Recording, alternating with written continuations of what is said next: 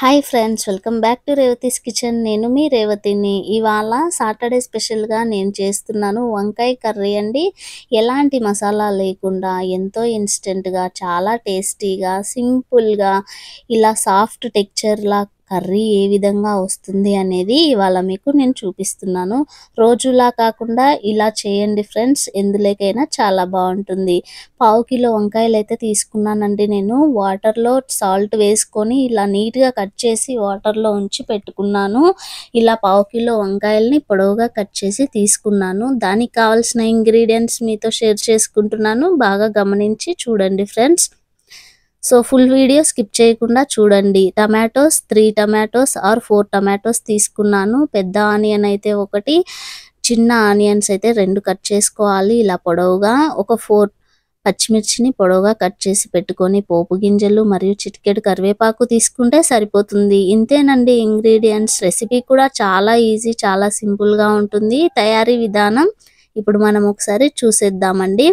ముందుగా stove on చేసుకొని ఒక కడాయి తీసుకొని ఒక 3 టేబుల్ స్పూన్ ఆయిల్ వేసుకుందాం. ఇందులో మనము ఈ రెసిపీ అనేది చాలా సాఫ్ట్గా ఉంటుందండి. చాలా కమ్మగా, చాలా టేస్టీగా ఉంటుంది. పూరీలోకి కానివ్వండి, చపాతీలోకి కానివ్వండి, రైస్లోకి అయినా ఎందులోకైనా చాలా టేస్టీగా ఉంటుంది.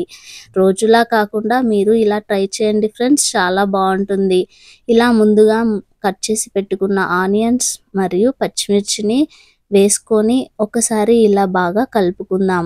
ఇప్పుడు మనం ఆవాలు, జీలకర్ర, మినపప్పు, శనగపప్పు మరియు చిటికెడు కరివేపాకు కూడా వేసుకొని ఒకసారి బాగా కలుపుకుందాం.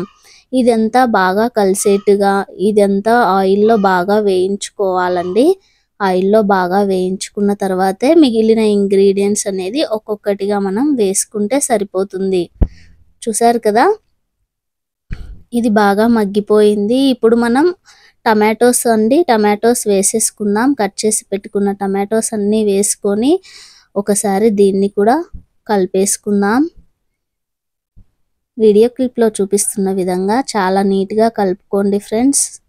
ఫుల్ వీడియో స్కిప్ చేయకుండా చూడండి. అప్పుడే టోటల్ ఇన్ఫర్మేషన్ అనేది మీకు అందుతుందన్నమాట.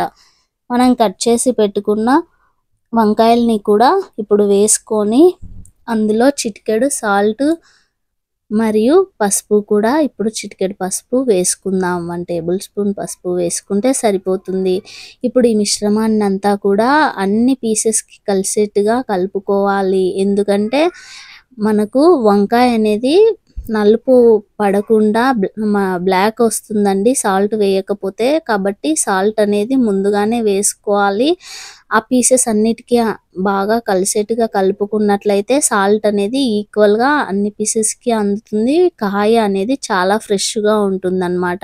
ఇలాంటి టిప్స్ ఎన్నో ఫాలో అవుతూ ఉండండి ఫ్రెండ్స్, మధ్య మధ్యలో చెప్తూ ఉంటాను. ఇప్పుడు మూత పెట్టుకొని ఒక 5 మినిట్స్ మీడియం ఫ్లేమ్లోనే ఉంచుకొని బాగా మగ్గించుకుందాం. టమాటోస్ వేసాం కాబట్టి ఎక్కువగా అది ఏమి మాడిపోదండి. మీకు డౌట్ ఉంటే ఆ మధ్య మధ్యలో ఇలా కలుపుకుంటూ ఉంటే సరిపోతుంది. చూసారు కదా ఎంత బాగుందో, చాలా కలర్ఫుల్గా ఉంది కదా. సో ఇదే విధంగా చేసుకుందామండి. ఇప్పుడు మళ్ళీ ఒకసారి మూత పెట్టేసుకొని ఒక 2 మినిట్స్ మగ్గించుకుంటే ఆయిల్లోనే సరిపోతుంది. ఆఫ్టర్ 2 మినిట్స్ తర్వాత మనం మూత తీసి చూద్దామండి.